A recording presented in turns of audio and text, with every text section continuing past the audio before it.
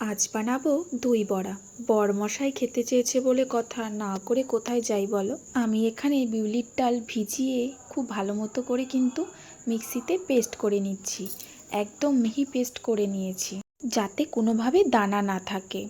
এবার হচ্ছে মেন কাজ, সেটা হচ্ছে ফেটানো। ডালটাকে খুব ভালো মতো করে ফেটিয়ে নিতে হবে, না হলে কিন্তু বড়া ফুলবে না। এই দেখো আমার ফেটানো হয়ে গেছে। আমি একটু জলের টেস্ট করে নিলাম, জলে যদি ভাসে মোট কথা এটা হয়ে গেছে। এবারে কড়াইতে সাদা তেল গরম করে টপাটপ বড়াগুলোকে ভেজে নাও। আমি এখানে ছোট ছোট সাইজ করে দিচ্ছি, কিন্তু একটু পরে এটা ফুলে ডবল হয়ে যাবে। দেখো গোল বলের মতন হয়ে যাবে। কে কে আমার মতন দই বড়া খেতে ভালোবাসো বলো তো? আমার তো এটা ভীষণ ভালো লাগে। তবে জানো তো, একটা সময় এই দই বড়াটা আমার একদম ভালো লাগতো না, তবে এখন আমার ভীষণ ভালো লাগে। এই দই বড়াটা আমি করেছি কিন্তু টক মিষ্টি দই দিয়ে, একদম পুরো টক দই দিয়ে কিন্তু আমি বানাইনি, যেই কারণে এই বড়াগুলো খেতে খুব ভালো হয়েছিল। এবারে আমি বড়াগুলোকে লাল লাল করে ভেজে তুলে নেব। এবারে বানিয়ে নেব গ্রিন চাটনি। তার জন্য লাগছে ধনেপাতা। দেখো আমি ধনেপাতা নিয়ে নিচ্ছি, আর নেব লঙ্কা আর আদা। সামান্য লবণ আর জল দিয়ে ভালো মতো করে পেস্ট করে নিলেই হয়ে যাবে গ্রিন চাটনি।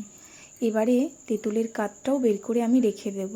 এবারে আমি ভাজা মশলাটা করে নেব। তার জন্য গোটা ধনে গোটা জিরে লাগবে, সেটাকে ভালো মতো করে ভেজে গুঁড়ো করে নিতে হবে। এবারে চাটনিটা বানিয়ে নেব।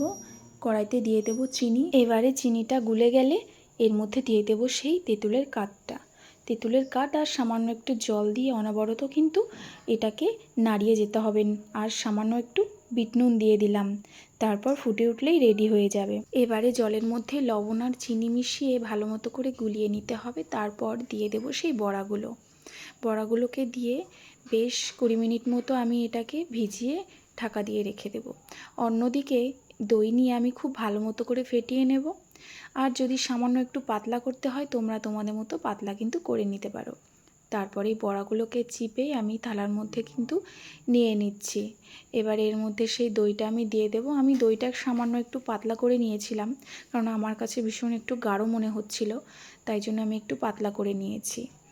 এবারে একে একে সমস্ত চাটনিগুলো আমি দিয়ে দেব। প্রথমে দেব গ্রিন চাটনি, তারপরে দেব সেই তেঁতুলের চাটনিটা, তারপরে আমি এর উপরে দিয়ে দেবো সেই ভাজা মশলার গুঁড়ো দেওয়া হয়ে গেলে এর মধ্যে দেবো লঙ্কার গুঁড়ো, সামান্য পরিমাণে লঙ্কার গুঁড়ো দেবো, তার উপরে দিয়ে দেবো ভুজিয়া দিয়ে রেডি হয়ে যাবে আমাদের আজকে দই।